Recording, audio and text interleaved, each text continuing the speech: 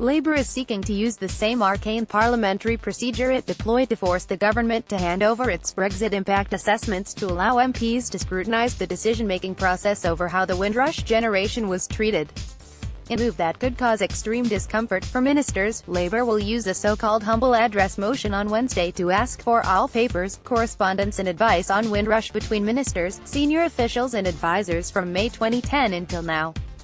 This would be handed to the Commons Home Affairs Committee and would include information about any detentions or deportations, the setting of deportation targets, and how the policies were seen as affecting people's lives. If successful, the tactic could undermine the government's attempts to insulate Theresa May from the crisis over how some citizens of Caribbean origin who arrived in the UK from the 1950s onwards were wrongly targeted amid the hostile environment immigration policy, which placed the onus on individuals to actively prove their status.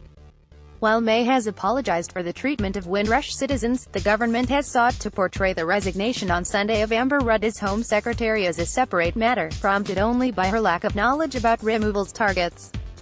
Late last year, Labour used a humble address to force a vote that obliged the government to allow MPs to see what had been described as 58 papers detailing the impact of Brexit on sections of the economy, even though these turned out to be less thorough than billed. On Wednesday, Labour will submit an Opposition Day motion in the Commons to ask that a humble address be presented to Her Majesty, seeking the Windrush documents be passed to the Home Affairs Committee. This is a tactic that is difficult for the government to counter.